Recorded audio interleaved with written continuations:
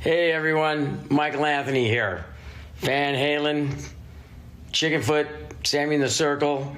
But anyway, you're listening to the only podcast that is dedicated to breaking down the entire Van Halen catalog one track at a time.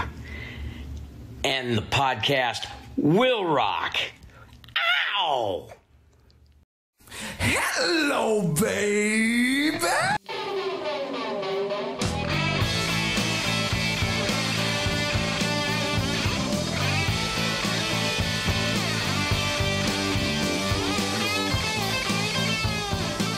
Welcome, all you rockers, rockettes, and everything in between. You have joined us for a new edition of And the Podcast Will Rock. Welcome back to the show. If it's your first time, we are the show that breaks down the catalog and discography of one of the greatest rock and roll bands of all time, Van Halen. And we do it one track at a time. I am one of your co-hosts, Mark Kamier. With me, as always, Corey Morissette. Corey, are we all good on the technical difficulties?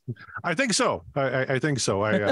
I'm trying to increase the value for our lovely patrons, and God bless you all. Thank you very much for coming on board and helping us out. I'm able to actually record the shows a little better, actually. So the product we're going to be uploading to YouTube on Friday is going to look a little better, thanks to being able to upgrade Zoom. So that's already one big improvement. But I'm trying for our lurkers, which right now is just Kevin, because our second at the lurker level is co-hosting the show tonight. But to make sure Kevin has got just the best possible viewing experience, I tried mixing Zoom with StreamYard, and it was a whole big thing. So now I'm just streaming straight from Zoom to YouTube. So Kevin can see us, Kevin can hear us. He's going to be commenting throughout the show. I'm very tired. I got my workout in. I got my Gatorade. Mark, it is plus 3 degrees in Saskatchewan. I'm sure Kevin can attest, which in Yankee terms, I believe that's, around, 35 probably. So incredibly warm for us. We're just delighted. It's shorts weather. 35 in terms of Fahrenheit for us dumb Americans is not warm. That's not warm. That's especially here in the South. No, that's we've entered second winter level with that one, and we'll have none of it. However, it has been warm over here. We've been in the 70s.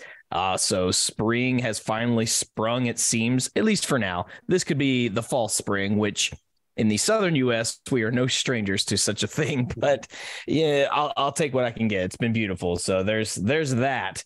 Very grateful. I hope you're enjoying your 30 something degrees over there. If that's what you Northerners consider warm, then have at it.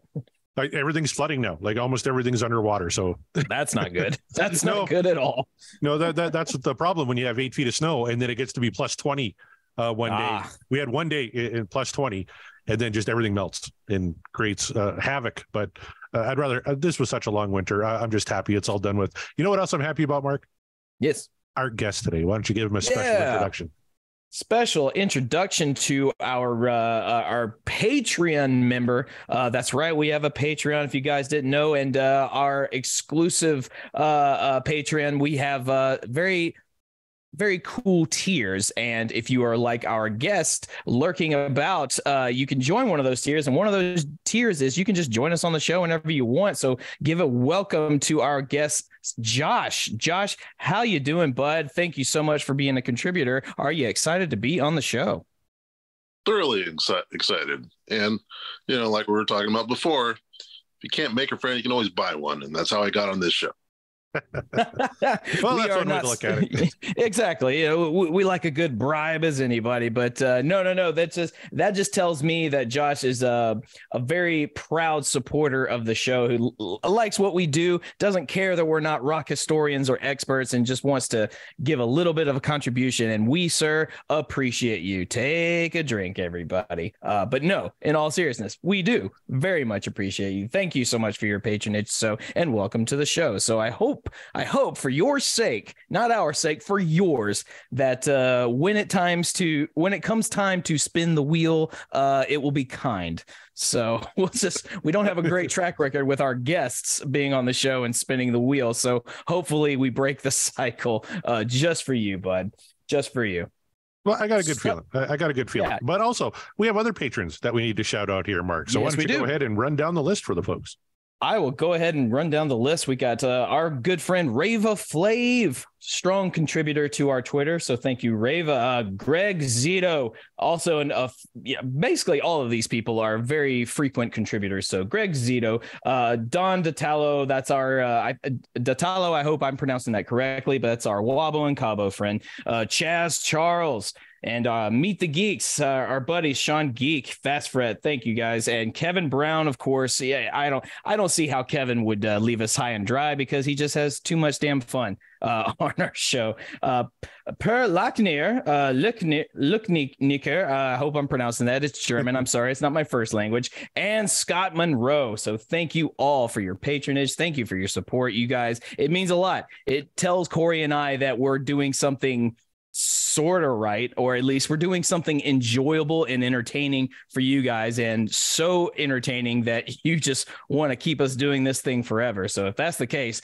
thank you, and we humbly accept the challenge. So thank you to our patronage. And hey, if you guys listening, if you're not on the Patreon and you do want to contribute, you can check out our Patreon, and the podcast will rock. Find a tier that's right for you. Maybe you don't want to be on the show. You just want to contribute a little something just to keep the lights on. You can do that. We've got a tier for it. We've got a tier for practically just about anything. We'll find the price will be right. Nothing is outside the limits of your imagination. How about that? Just to give you a little incentive if you want to contribute something to the show. I might have signed away my soul on that one, Corey, but hey, look, times is hard, and I'm a performer. If nothing else, I'm a performer, so I'm not above a good paying gig. There you go. And as part of that paying gig, all these lovely patrons, they get their tweets guaranteed read on last week's poll, which was Everybody Wants Some. A pretty popular song, Mark. It was certainly popular on our panel. Unanimous, What Dreams Are Made Of. Why don't you let the folks how the poll shook out? Well, as I was telling Corey before we got started, sometimes I should be not shocked at the poll results, and then sometimes I am.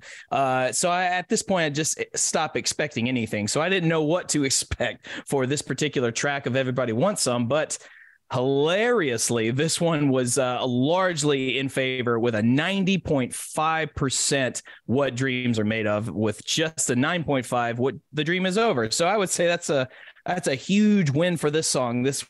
We thought this song was a classic Van Halen tune. Evidently, you guys out there thought so too.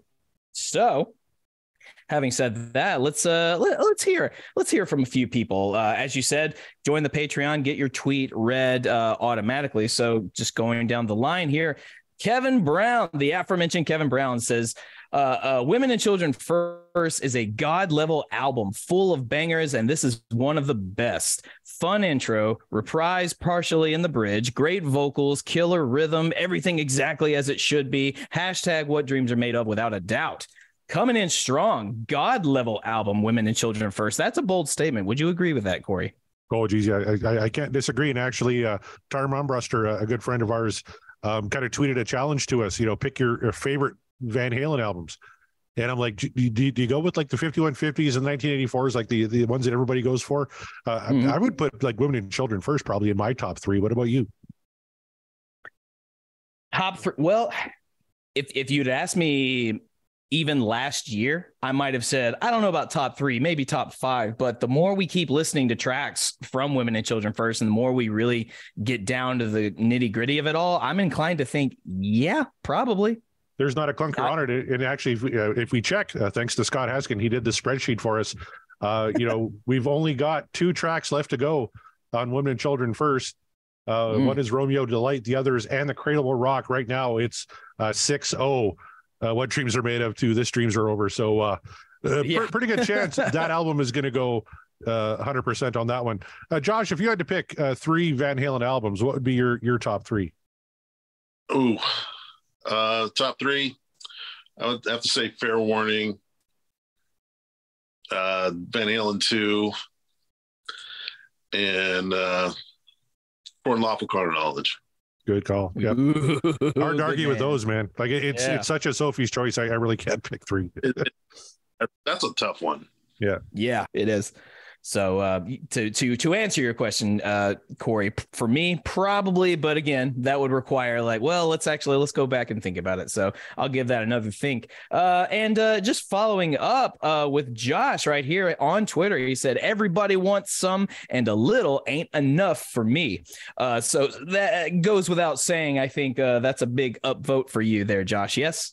Absolutely. And you know what? I finally found a decently priced copy of A Little Late Enough on vinyl. It should be here tomorrow. So I know what I'm spinning this week, and I'm very, very excited. Hell yeah, dude. Well, let's get back to some tweets here. Brad Gould, excuse me. This is quintessential Van Halen with the bass boosted to let Mikey shine. Absolutely. Thank you very much for that, Brad. And let's go to Greg Zito, another patron of ours. This is Van Halen firing on all cylinders. The band is tight, and Dave's ad-libs are great. The mistakes make the song better. Dave coming in too soon for I like the way the line runs up the back of the stocking actually adds more swagger. Couldn't agree more. Absolutely. It does. It's just really funny listening to it with the analytical ears that we have. This makes me laugh like, oh shit, he fucked up. But it's cool. He made up for it. Steely Roth. Just leave it in. It's fine. Yeah. All right. Another tweet from Scott Monroe, friend and patron. Mini manifesto inbound. The upshot: women and what dreams are made of all the way. #. I've always thought of this track as kind of a magnum opus for the David Lee Roth era of Van Halen. You know, a high-minded masterpiece about wanting some. It rips musically on every possible metric. Alex's drumming, especially on the Playful Jungle intro, became an absolute iconic sound of their live shows. Eddie's soaring solo builds with urgency into this monster crescendo that matches the operatic fullness of the tune. David's shrieks and intonations are some of his finest, even if the verse lyrics are the stuff of nonsense fever dreams. No argument. But come on, the chorus is a top-tier Van Halen anthem. And in the pantheon of Van Halen party rock, this is their Bohemian Rhapsody. Ooh. And he goes on to say, I was fortunate to hear it live on the 2012 tour in Greensboro, North Carolina, attending the show with my dad, who got me into Van Halen. Dave gave an amusing intro about hearing a godlike voice speak to him in his hotel room. P.S. You can hear my recording on the Everybody Wants Some intro from that show if you become a Patreon and join our Discord server. It's on the Discord, you, Scott. Yeah, right on. So mini manifesto for sure, but honestly, that to me just sounded like a soliloquy of love for this particular track, and you'll hear no argument on this side of the board about that. So thank you, Scott, for your mini manifesto and for the free plug. We appreciate that. Very well said once again. Let's go to Chaz Charles from the Regarding Lulu podcast. He's a patron as well. He says, for fuck's sakes, down voters are trolls on this one. Never forget seeing this done in a planetarium laser show. That'd be kind of cool. Monkeys, swinging vines, and that line that goes up those stockings. Women and Children First is 6 on my Dave era list, though. It's the last of the good Club Days material, and no cover hurts, in my honest opinion. There's a guy who actually digs the covers. We've heard from a lot of people who hate Diver Down because there's too many covers. Yeah, Chaz is a fan of the covers, and good on you, because I'm kind of a fan of those covers, too. Yeah, I'm a fan of the covers. I think they do the covers. Not only do they do them justice, they improve them, I think. So, better than the Kinks. Yeah. Is Kevin Brown still listening? Better than the Kinks. I can't piss him off too bad, though. 2 weeks, he's going to get me my copy, I hope, of Live Right Here, Right Now on Vinyl. I still love you, Kev. Kinks are awesome. Love them. Ray Davies is a genius. Bring it back in. Bring it back in. Yeah, he is a genius, though, so I'm not lying when I say that. Yeah. Another one here from False Premise. Come on, Mark, give me a break. Anyone who downvotes this song is just trolling the poll. Well, yeah, and yet 9.5% of the people decided that no, Everybody Wants Some is just not quite doing it. So I'm willing to. I'm inclined to agree with you and with anyone else who thinks the downvoters are just simply trolling. Probably so. I have yet to come across a tweet that actually sort of gets into the nitty gritty of the why they might have voted down for it. Have you seen any here, Corey? No, I don't. No, don't see any on here except for obviously John Mariano. But I do have late breaking news. Kevin says I've lost my vinyl. So I just want to say Kevin Waterman Sunset I think is the best song ever recorded. Does that help? Anyways, find it. Suddenly find it. Yeah. I'm going to take a break from kissing Kevin's ass to mention Dissect That Film. And their tweet, another great track from Women and Children First. You can never go wrong throwing this track on whenever you need a pick-me-up. And that's a great call. Because actually, after I was done at the gym tonight, I was fucking exhausted and just down. Oh, yeah. I popped on that song, and I felt great all the way back home here. So great call there from our good friends at Dissect That Film. Maybe one or two more, Mark. All right, I'll give you one. Here's what from our buddy on the show, Fat Man on Guitar, says hashtag what dreams are made of. Cradle may have been the lead single, but EWS was the track that jumped out. Everybody wants some, of course, was the track that jumped out at the first listen. And in concert, man, when Al laid down that beat, you knew you had 7 to 8 of unrelenting groove ahead. Yes, 7/8 grueling groove. Yes, I agree with you. I get what you're saying right there. Thank you, my dude. That is absolutely, I believe it. I never got to see Van Halen live, but I absolutely believe that 100%. And then finally, let's take this one from our buddy Jeff Brewer. Panama's older brother, in quotations, is a classic. I was at the Fresno 1992 RHRN show, and Al actually started Panama off with a major nod to this song. It definitely made me pause. That slow buildup, then release to Ed's thunderous D chord, was a highlight when I saw them in 2007. Wow, 2007, man. It's crazy. But there you go. Yeah, so everyone pretty on board with the voting of yes on this song. But to those of you that didn't mention why in the comments as to why this song didn't do it for you, please hit us up. Let us know. Tweet at us because I'm just curious. I'm genuinely curious what about this particular Van Halen track didn't do it for you, or if you're just trolling. And if you're trolling, tell me that too, so then we can troll you back. But thank you to everyone who contributed something on Twitter, to the polls. Thank you to our Patreon members. Remember, as Corey said, you guaranteed a spot in this particular section of the show where we read out your tweets if you subscribe to the Patreon. So thank you all once again. All right. So if we're good to go on that end, what do you think we should do next, Corey? Should we do our favorite part? Oh, we got a couple of things, actually. First, if you're on some Van Halen news, head on over to the Van Halen news desk. They posted an interview with Gary Cherone 2 days ago, and he's talking about his best songs with Van Halen. And two songs he says come to mind. One is One I Want. He said it was the closest thing to Down the Strike Zone Van Halen, which we haven't covered that one yet, so I'm looking forward to that one. He thought lyrically it was fun. But the other one he thought was new and original was a song called Once. He says, and I quote, I thought Eddie musically expanded his horizons. It started off as a piano piece, but then it got a little bit more elaborate with the band. Lyrically, I think it was a bit more complex. Sure, Gary. Love you, Gary. Look, we do. Apologies to Gary. And you know what? I fully believe that he believes that. And I fully accept that he truly feels that way about that song, that he actually believes that Eddie was going outside of his box in a good way. And I truly feel that Gary believes in his heart that he was writing some complex stuff with Once. However, my interpretation of that song told me no such thing.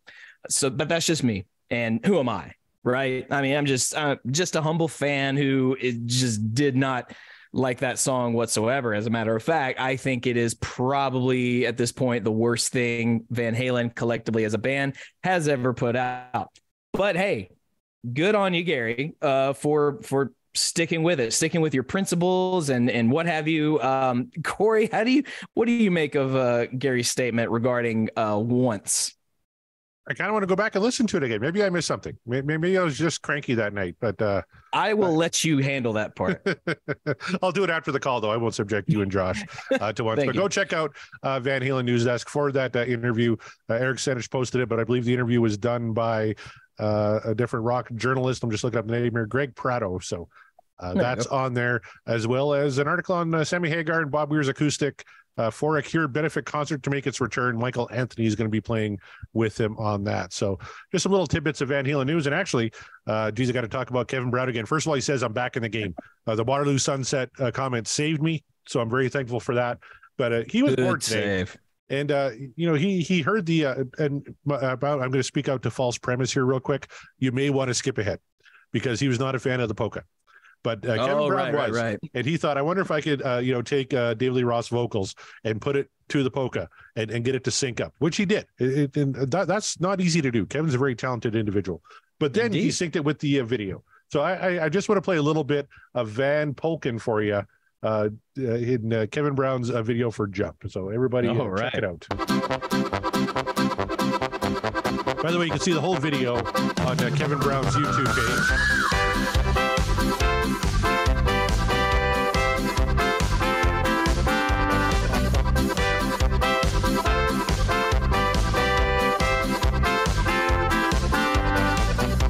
There's something wrong with Alex bashing the hell out of the kid.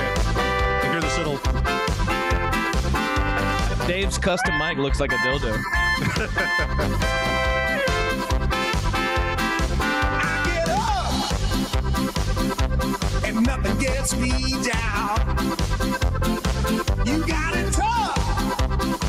I've seen the toughest around. The dancing fits like so well. Even look at Mikey there. And I know, baby, just how you feel. You got to roll with the punches and get to what's real. Where's the tuba though? I hear a tuba, but I don't see. You see me standing here, I got my back against the record machine.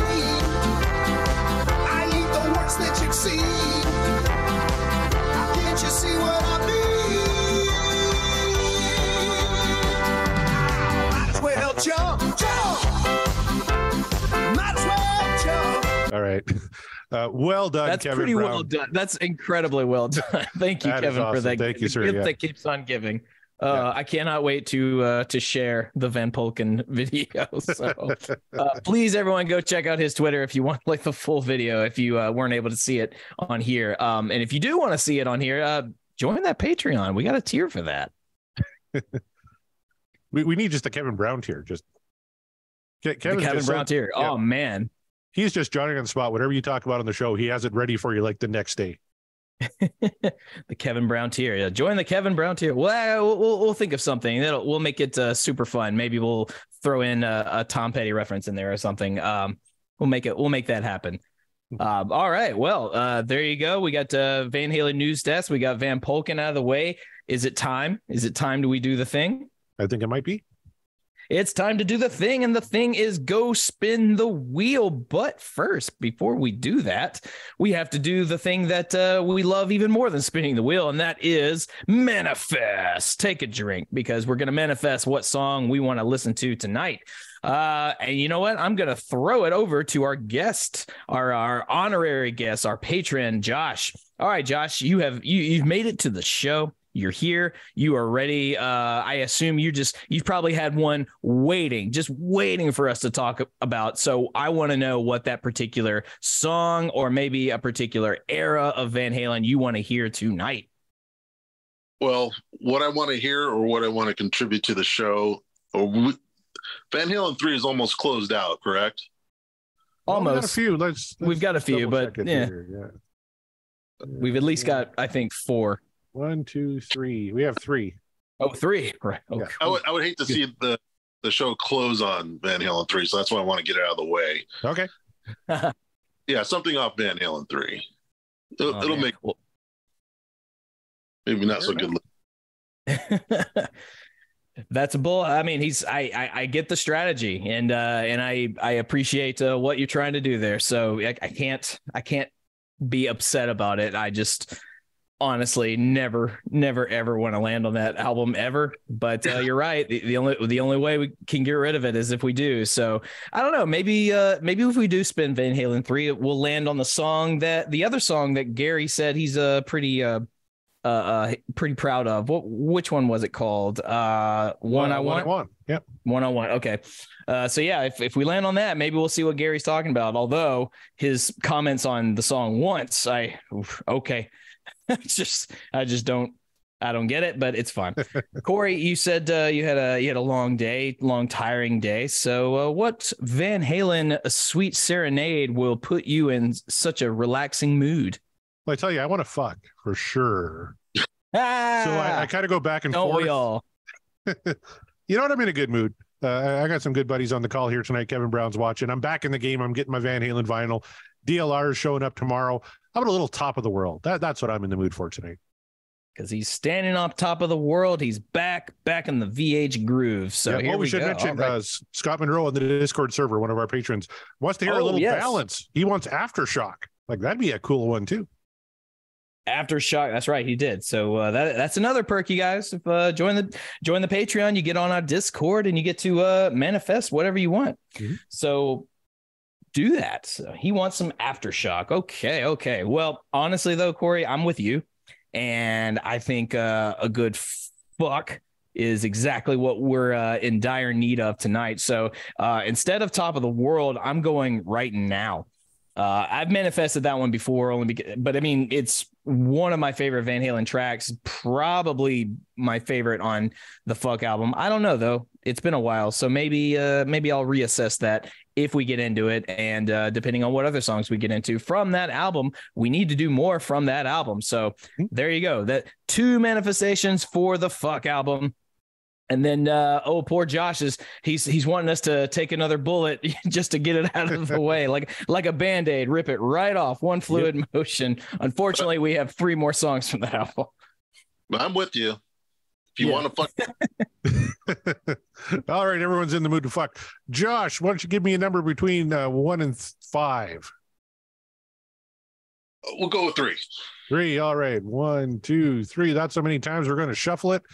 I'm a little unprepared here. I got to bring up Mr. Hagar. He's still warming up the pipes. You know, Sammy's getting older. Yeah, you know, he's got to lube up the throat with a lot of Cabo Wabo tequila. So yeah, he's chugging away. Oh, he's giving me the thumbs up. Here we go. It was good. Here we go.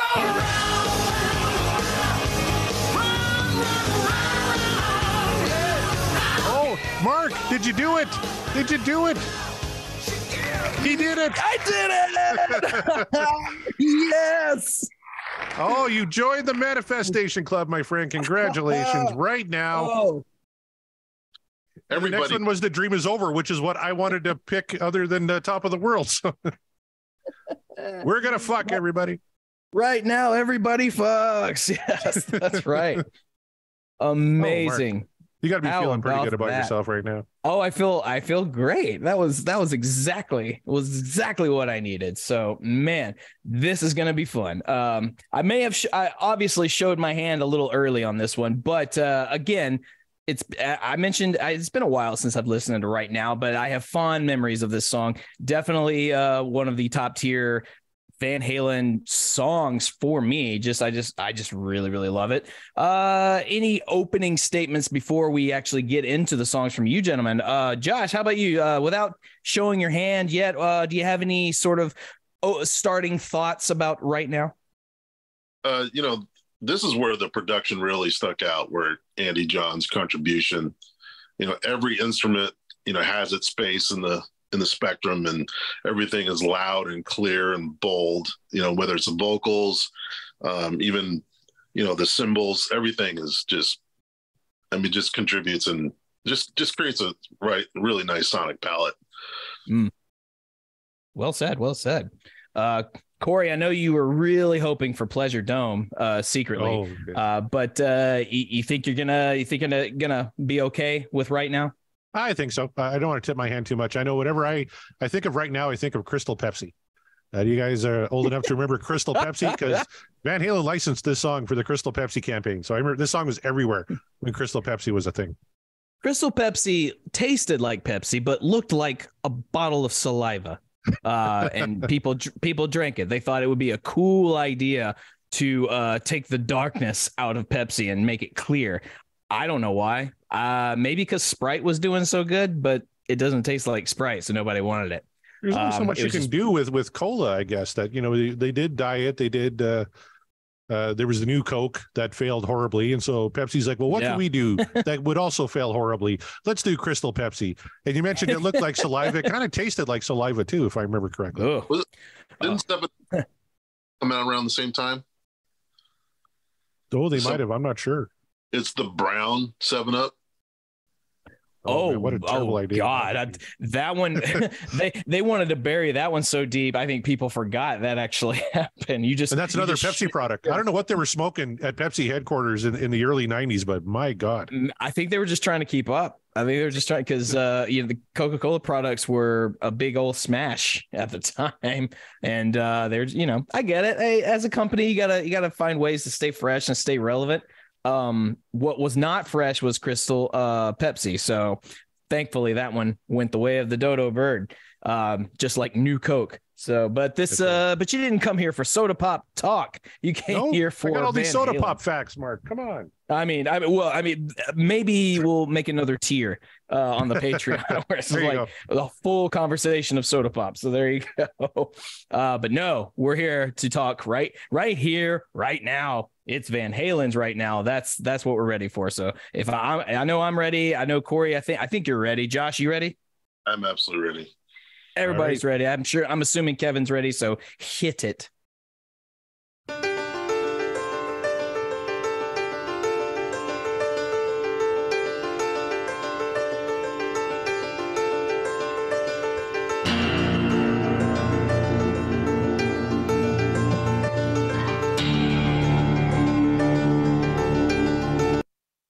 When I was a kid and I first heard the piano chord and the guitar come in like that, scared the shit out of me. But like it scared me, and yet I said, okay, I want more now. Like I like, is it what else you got? They did it again. And then they did it again. I was like, okay. And then you realize it's just this gradual build. But first time I had ever heard that, I was like, what the shit? So fun fact. A fun fact, the instrumental for this dates back to 1983, before Eddie Van Halen wrote Jump. And he just kind of held on to it, and he said nobody else really wanted to do anything with it. An early version of the melody for this song actually appears in the 1984 movie The Wildlife, which Eddie contributed music to. And I thought this tidbit was kind of fun. Eddie stated that before Sammy Hagar was hired to replace David Lee Roth, he considered an album that would feature various guest singers. Can you, wild guess out of the blue, who would you think Eddie Van Halen was thinking, this singer is going to be great for right now? I bet you don't even come close. Josh, I think, knows. I do. Yeah. You mentioned. Yep, Joe Cocker. Joe Cocker. Holy shit, that's awesome. That would have been really fucking cool if Joe Cocker. That would have been so cool. It would have been weird, but man, I'm here for it. Big Joe Cocker fan. That would have been fantastic. All right, let's get back to the music.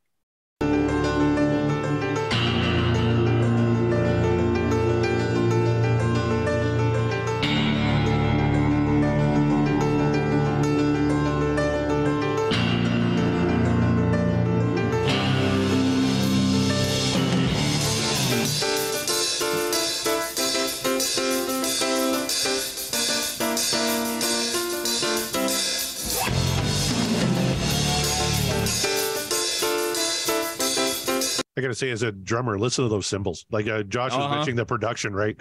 And Andy Johns, I think, he makes drummers as good as anybody, right? Like he worked with fucking John Bonham for crying out loud. But he's got all the mics like on the drums whatsoever. It's like everyone else will be fine, whatever. Alex, I got you. Yeah.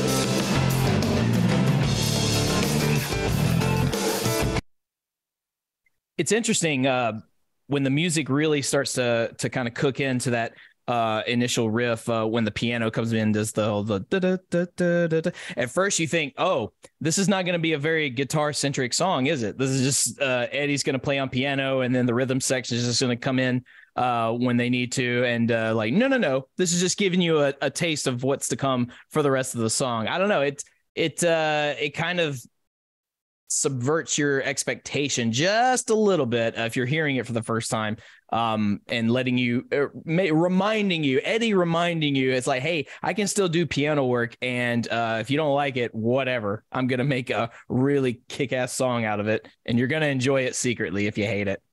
And then when your guard is down, the guitar solo kicks in. And you remember who you're don't talking forget about. who I am. Yeah. Josh, anything you want to say about the song thus far? Oh, the everything that play here is just, you can hear everything, and this is a different song for Van Halen. It's a bit of a left turn, but it works on every level. Mm-hmm. Whether it's the drums, the instrumentation so far is spot on. Yep, and Kevin Brown backs it up. The cymbals and especially the hi-hat work on this track is killer and just crystal clear. Like listening to this through headphones is a real pleasure and you really get that full Andy Johns production on it. It's great. I never really thought about how much the drums actually do stand out till you brought it up. And then, yes, we're wearing headphones, and I guess I've never listened to this song with really good headphones like the ones I'm wearing currently.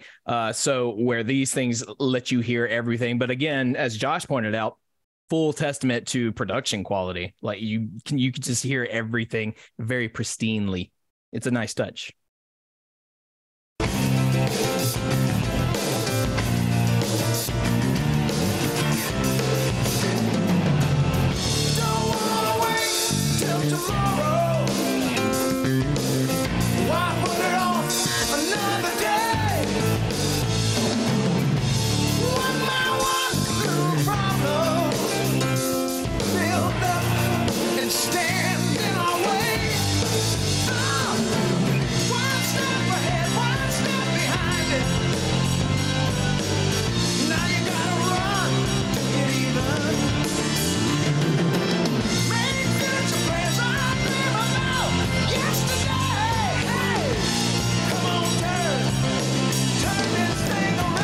Okay, out of all of us, Mark, I'd say I'm probably more harsh on Sammy Hagar for his lyrics than you are. Sure. These are some of the best lyrics he's ever written, I think, in this song. Absolutely. And he actually says the same thing. I found a quote here. He says, the lyrics to Right Now were the best he ever wrote for a Van Halen song. He says, quote, "I was tired of writing cheap sex songs. Eddie and I wanted to get serious and talk about world issues." And that's what he does here. And he knocked it out of the park, I think.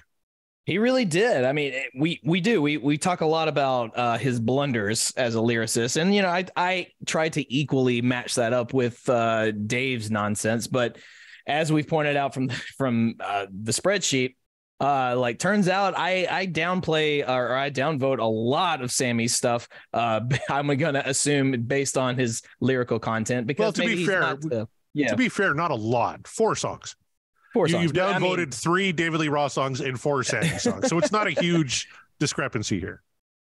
4 just sounds like a lot because everyone knows I'm so pro Sammy. So it's like, you've already downloaded 4 songs. No, how can that be? Look, they can't all be winners. And a lot of I have conceded to you, a lot of Sammy's lyrics are just ridiculous shit. And sounds like even he knew that. But this one, however, no. This one is clear and precise, just like the production quality. You say him and Eddie wanted to talk about world issues and not bullshit. Like, okay, this is a good step in that direction because he actually sounds like he has something to say. And it is. This is a very insightful, or even already, we haven't even made it fully into the chorus yet. And already I'm motivated. And I'm sure Josh remembers the video. You had right now people are having unprotected sex, big block letters on the screen and all sorts of different right nows. And then right now people are drinking Crystal Pepsi for some fucking reason. The thing with Sammy on this one, his vocal delivery is a little different because usually he comes in really, really strong.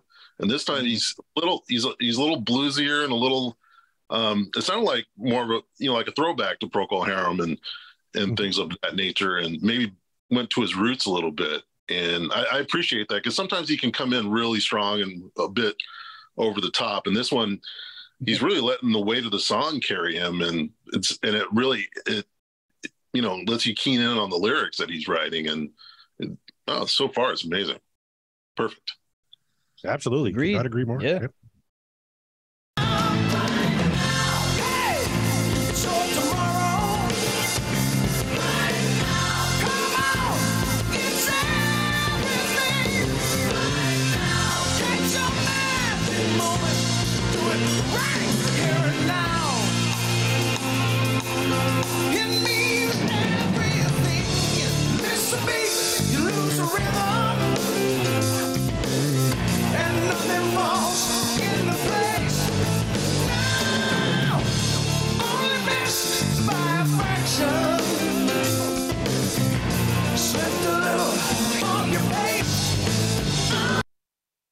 You think maybe he was poking jabs at Alex on that one? No, Alex never misses a beat or loses the rhythm. Come on. I know that was a rhetorical question. Like, no, come on. No. I just thought it was funny because this verse is. I think I understand the metaphor of what Sammy's going for on that one, but it is a little bit of a shift from what he said in the first verse. You know what I mean? It's like, no. It's like, don't put off your problem. Don't procrastinate. But, got to move forward, always forward. And then this one's like, oh, you miss beats, you lose rhythm. Nothing falls into place. Oh, just by a fraction. Oh, your pace, you were walking and you lost your footing. It's like, okay. Could you do a little bit better than that though? It's like, no, that works. Okay. I don't know. I'm still with him. I wanted to ask you about the chorus though, because back in '92, when I had this album, listening to it ad nauseum, this wasn't one of my favorite tracks at the time. And I think I kind of got the chorus kind of lost me a little bit. I don't know if it was just kind of the haunting melody on Right Now or just kind of the repetition of it. I won't say how I'm feeling today about it, but we had a little shift in the chorus. Let's start with Josh. What do you think about the chorus of this song? I like the chorus because, the song has such a big buildup, and, it goes to a simpler chorus that everyone can kind of lean into because the music leading up to it is very dense. And so now it's like almost, having a simple, 2-word chorus is like a palate cleanser. Mm-hmm. Okay. Good call, Mark. I'm inclined to agree. The chorus is simply Right Now.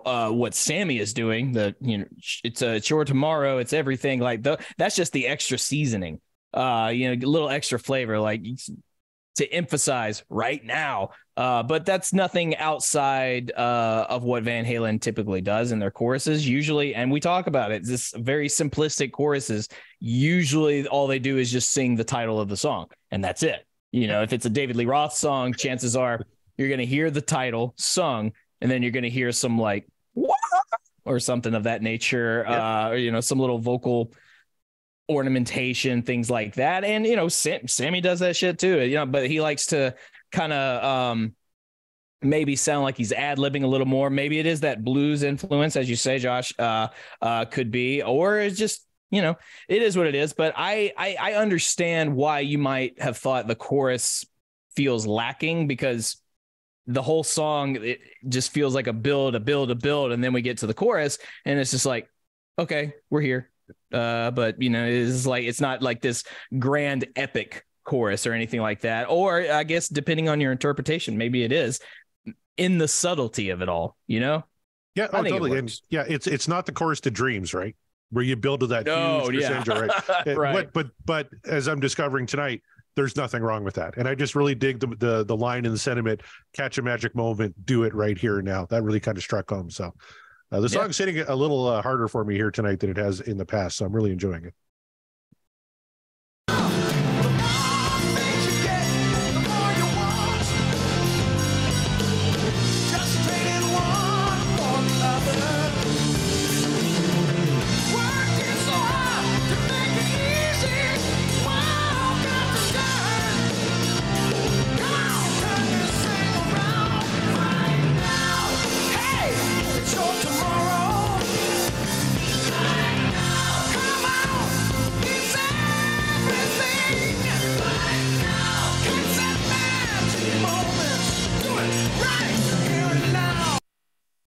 And shout out to Mikey doing that. I've never really noticed what he's doing bass wise, but he's up there. He is noodling away in the best possible way that Mikey can.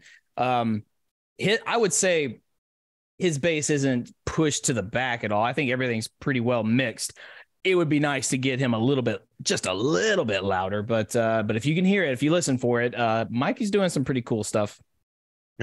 Yeah, gotcha. The whole band is, and Kevin Brown points out. Oh yeah, the big flams Al's playing on the floor toms, just big booming floor toms. Oh yeah, love that stuff. And this is a band that could easily overplay and step on. I think the interplay is so well done on this. This is definitely one of the heights that they hit. This collection of this incarnation of Van Halen, I should say, for sure. Yep.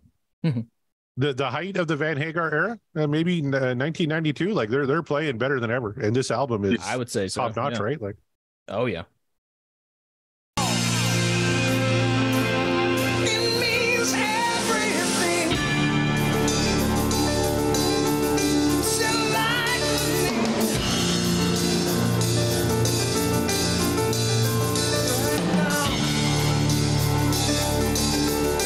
so what are you waiting for?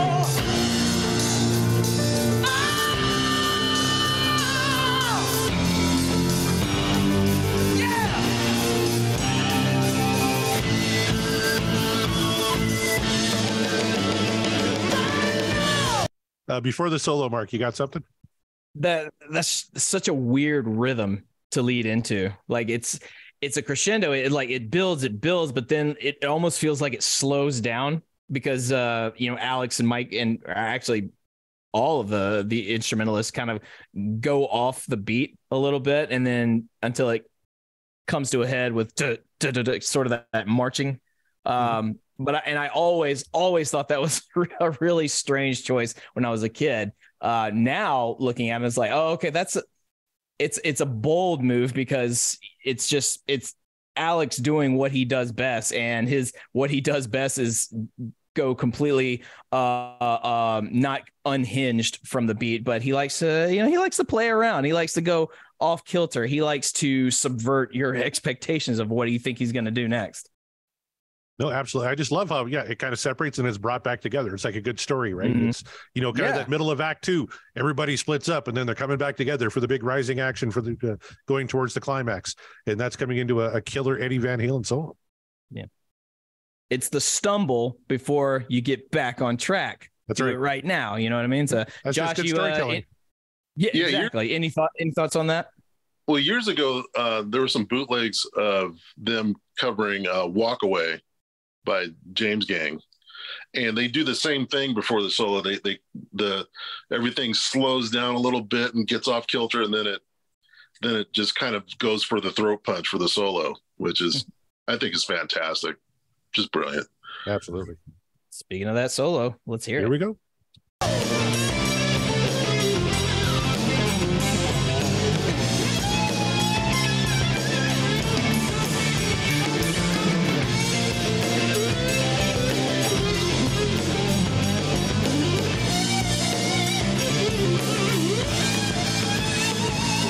Oh man, if you're not semi-erect when you hear that, like you're dead inside. God, he channels all of every blues guitarist that is past, every would-be rock and roll guitarist that hasn't been or never was. He's just like, it's such an ethereal sounding solo, and he doesn't even have a ton of reverb on it, so there's not a lot of echo. But he's just, I don't know, there's something he's speaking to us from another plane of existence. At least that's what it feels like when I hear it. Maybe I should just do less pot. I don't know. Well, and the rest of the band killing it too. Like Al's got those big fucking drums, right? And then and Mikey's not doing much on the bass, but he's really punching it forward. Just boom, boom. Like he's really just booming it in there and just driving laying the track ready to drive that train on it. It's working absolutely perfect. I love what Al does underneath Eddie solos, and here's a great example of it. Yeah, and this is another new. At the time, it was new. It was with Eddie, focusing on the neck pickup, and and playing. He'll do some of those tendencies like where when like most guitar players, particularly blues guitar players, will end their phrases on a high note. He'll end his on a lower note, like he did in doctor, or things like that, before he goes into another chord change. And this is, something, when, before this album came out, it was going around the guitar community is that he was not with Kramer anymore. And right. They of this Music Man guitar with 2 pickups on it. We had no idea what was waiting for us. And then when this came out, it was, came out such a tasteful solo on top of, that he has, the ability to demonstrate. So, very cool. Yep. Very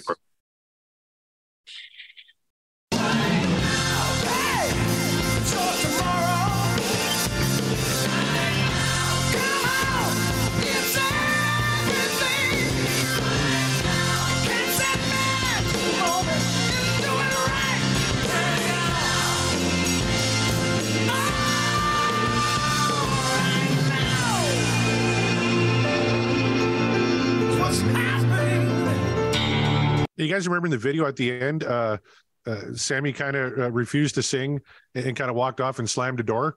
Apparently that was real. He was so frustrated doing this damn video. Apparently he had like pneumonia and he was really, really sick. Oh, and he was just so mad at that point in the video that he just walked off and slammed the door. And that's how they ended the video. I don't remember that part in the video, but now I have to go back after the show and check that out. I'm like, oh, like see if I can see the sickness in his face. But I get it. If I remember correctly, Alex was laughing. I don't know if it was at Sam or somebody, but he was laughing as he was before that door slammed. Yeah, I think you're right. Yeah. Yeah, I wonder if he was making fun of Sammy's little struggles there. Maybe he thought Sammy was kidding, or just like making a big deal out of nothing, and it was funny to him. Or maybe he was just laughing just because he thought the situation was so stupid, and it was like, well, instead of screaming, I'm just gonna laugh about it because that was childish. But it's like, well, okay, if the dude's sick and he's frustrated, so yeah, of course he's gonna leave. What do you do? Apparently, Sammy didn't really like the video concept at the time. He thought nobody would be listening to the lyrics if they're reading all this stuff on screen, to the point where one of the things they actually put on screen was, right now, maybe we should pay attention to the lyrics. That was, I think, to make Sammy happy. But yeah, he was pretty mad about that. Then he got pneumonia. So he's sick as a dog shooting the video, and then he had just kind of had enough. Well, being in a band and having to focus everything around a singer, anytime that we have a chance to, roast them a bit, we'll take that opportunity. Pneumonia or not. Yeah. And that video was just good enough to win 3 MTV Video Music Awards in '92, including Video of the Year. So, well, there you go. It was a genius move to leave that part in. Yep. Right here now. Right now. It's right now.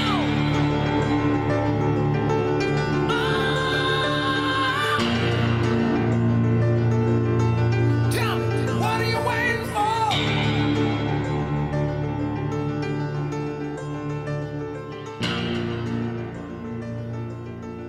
And it just rides off into the sunset.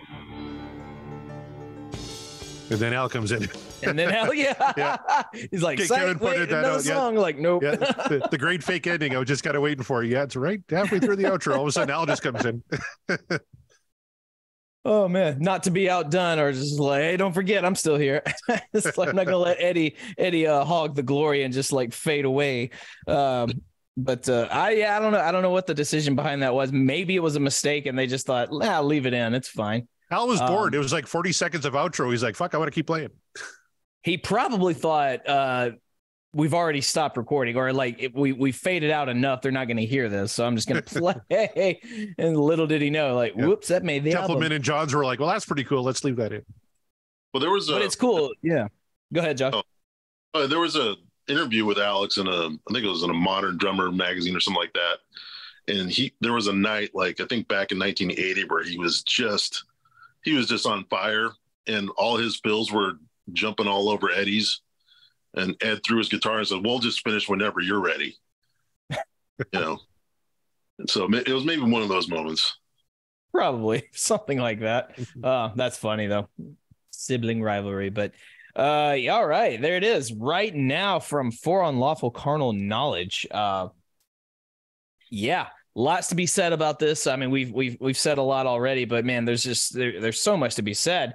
And with that, we will do what we came to the show to do, and we give you the vote on whether we think this track is what dreams are made of, or is the dream over. Josh, since you are our honorary Patreon and our honored guest this evening, I'm going to ask you. You just tell me, do you think right now is what dreams are made of, or is the dream over?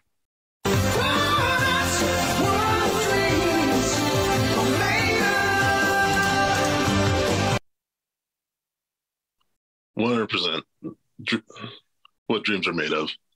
All right. Mark Meyer. Enough said. Right on. You manifested this. You finally called your shot. Your Babe Ruth at the plate. You pointed at left field and said, that's where I'm knocking her. And you hit it out of the park. Is this what dreams are made of, or is inexplicably the dream over on one of Van Halen's more popular songs? The answer might shock you.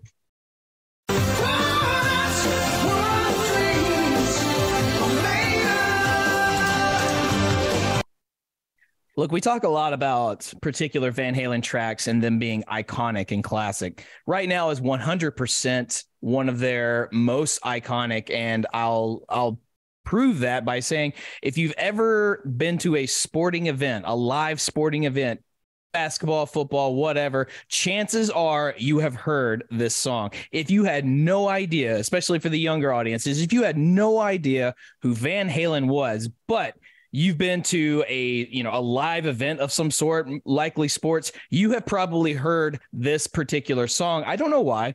I hear it in hockey games. I've heard it in basketball games, football. Like I just, the DJs who love playing this song on the sound system. And that's because probably the message of, we got to do it right here, right now. Like, it's like, stand up, don't procrastinate. What are you waiting for? It's time. Let's get this win. So it's perfect for sporting events, but also it has a message. It's a very deeply involved Van Halen song. You don't get a ton of those in the Sammy Hagar era. And as we've pointed out, sometimes Sammy misses the mark a lot on his lyrics, even if the song itself sounds great. Some of his lyrics, not so much. This is not the case. I think this is profoundly one of Van Halen's absolute best, and I'm talking about the entire catalog.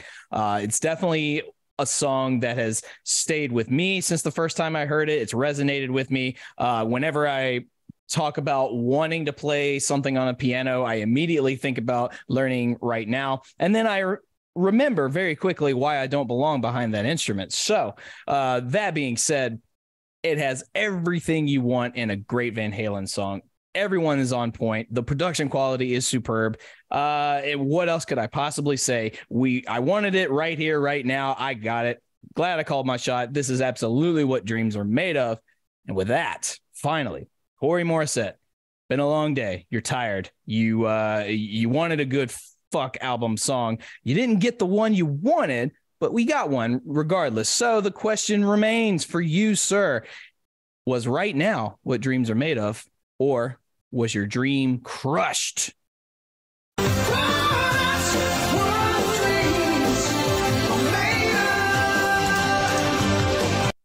Yeah, it was good.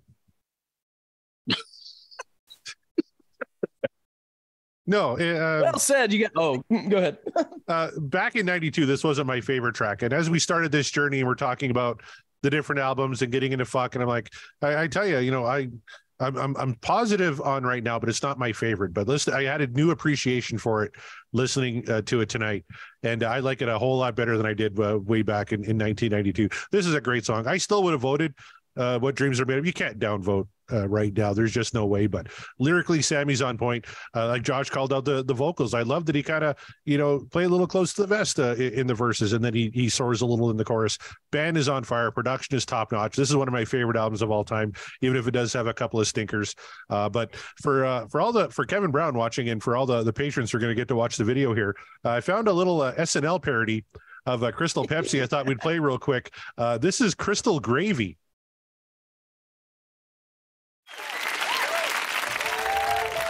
Earth wasn't created in 7 days.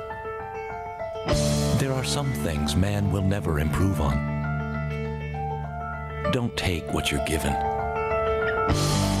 Why can't we be cleaner? We're hungry for something different.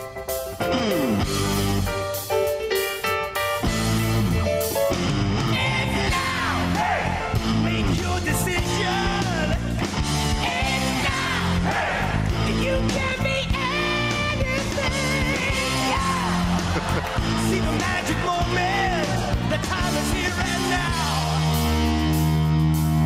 You'll see everything, take a chance on tomorrow. Say goodbye to yesterday. Start your living for the future. Can't you hear the wife and say? Finally, you can see your meat. Crystal gravy. Crystal gravy. You've never seen a gravy like this. Forgot about Crystal Gravy. Oh, that was great. And just the parody of Right Now, that was top notch as well. Holy shit. All right, we got one more piece. Yeah. Go ahead. I don't even know who did that, but sorry, we have one more piece of business that we have to do. Oh, and that's how many times has Van Halen played? Yes. And actually, all right, it's that time of the show where we play how many times has Van Halen played right now. Remember, this is Price is Right rules. You have to come closest to the actual number without going over. Mark Kameyer, you called your shot here tonight. How many times do you think Van Halen performed right now in concert? 550 times. 550 times. Josh Caldwell, how many times do you think Van Halen played this song live? How about 100? No, you cut out there a little bit. 100 and what? 25. 125. All right, 125. Well, the actual retail price, 348 times Josh Caldwell wins tonight. Congratulations, Josh. You get nothing but our undying respect. I get nothing instantly, correct? Yes. Instantly, you don't have to wait. Yeah. Oh, man. You get some Only Crystal 300 gravy. something times. Yeah. Crystal gravy. You'll never see it coming. Yeah. Wow. That's I don't know. Think That kind about of it. surprises me. They never played it with David Lee Roth, right? So, the first time they played it was in Vancouver, 1991. Right. And the final time was 2004 as part of the big reunion. Completely forgot that Roth never did Sammy stuff because he couldn't do Sammy stuff. 348 times in like 13 years, is pretty good. That is pretty good. So, okay. All right. Fair enough. Way to overshoot it once again there, Mark. But hey, that's the name of the game. So congratulations to Josh on winning that one. So there you have it. Wow. This is the kind of show that we always hope to get. We always hope to get just a banger track from Van Halen so that we can just fully appreciate everything about it. I'm still riding very high because it's been a little while since I actively listened to Right Now. Full disclosure, if you guys don't recall or if you just didn't know at all, I've put listening to Van Halen recreationally on hold while we do this show. Like I'm just not listening to any of them unless we've covered the song already. And I'm doing that just because I want to go into it with as fresh a perspective as possible. I've jammed my fair share of Van Halen tunes in my day, so I know them pretty well. But and like this one, I know very, very well. But it's been a little while, so I was kind of wondering how my interpretation was going to be for this one. But man, this is the kind of show that we always hope to get. And I hope you guys feel the same way. Because it's exciting talking about great Van Halen tunes, and they have lots of good ones, and they've got quite a few great ones. But man, when we land on one of those great ones, it's just something special. So just wanted to throw that out there. Good call. And speaking of throwing that out there, I want to throw out some plugs. We are proud members of the Deep Dive Podcast Network. First of all, Kevin Brown, quite mad. He guessed 400, so he was just over. But he loses because he went over. He said, "Stupid American game show rules." Well, yeah, sorry, we don't make the rules. And then he said, "Who let Chris Kattan sing?" If that was Chris Kattan, I'd be awfully impressed, actually. But all right, I I don't know. It could be. Let's go through the Deep Dive Podcast Network real quick. Myself, John Mariano, and Scott Haskin do a show called Backtracks Aerosmith Revisited. As well, John and I do a show called Backtracks Steam Music, talking everything movies and music. Scott, of course, does the Uriah Heep, the Magicians podcast. Nate and John at the Deep Purple podcast. The Simple Man at Skinnerd Reconsidered. Terry T-Bone Mathley at T-Bone's Prime Cuts on the Other Side. Rye at Sabbath Bloody Podcast. Paul, Joe, and David at In the Lap of the Pods. Matt and Andy at Hawk Binge. Eric and Jonathan at Maiden A to Z. Daniel and Josh at Diary of the Madman, the Ultimate Aussie Podcast. Ben and Sam at Universally Speaking, the Red Hot Chili Peppers Podcast. George and Hattie at the Judas Priest Cast. George, of course, was on the show not that long ago. Had a great time. Clay and Rye at North by South Podcast. Greg and Jonathan again at So Far, So Pod, So What, talking all things Megadeth. Our good friend Kevin Brown lurking in the background tonight has 2 shows on the Deep Dive Podcast Network, the Tom Petty Project, and with his good buddy Randy Wood breaking down Queen at Seaside Pod Review. Then we have Quinn at And Volume for All, Sav, Nick, Steve, and Mark at the Rock Roulette Podcast, Chaz and Greg at Regarding Lulu. And please go check out some of our other friends like the You're All Doomed, the Friday the 13th podcast, Dissect That Film, of course, Eric Sanich, Booked on Rock, and the Bogus Otis Boys and the LR Cast guys as well. And of course, I almost forgot about Sean Geek and Fast Fred. Sean Geek, Sean McGinnity, one of our patrons. Thank you very much for your support, Sean, and everybody check out their show. Absolutely do that.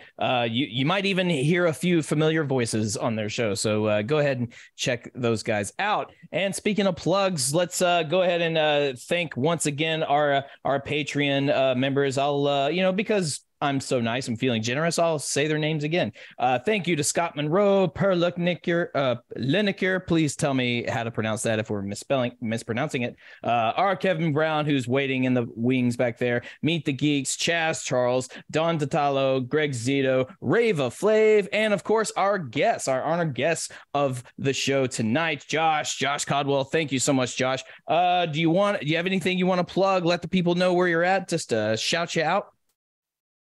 You can find me at Upper Mids on Twitter, where I have dozens of followers, and on Instagram, JCM Les Paul. Yeah, again, you can add, my several hundred followers outside of my family. Right on, dude. So thank you once again for your patronage, and thank you for being on the show.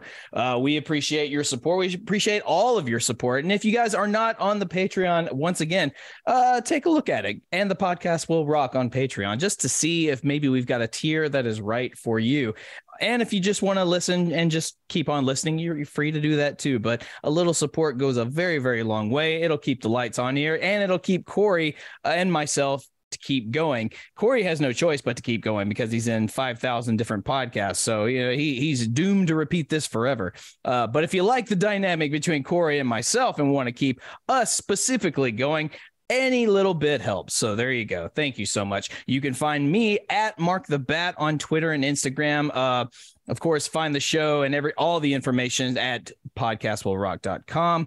And hey, if you're in the Nashville area, April 22nd, the Exit In, the legendary venue Exit In, they've reopened. They've asked a cavalcade group of us, of usual suspects that put on these tribute shows, to come back and ring in the new year, even though it's in April.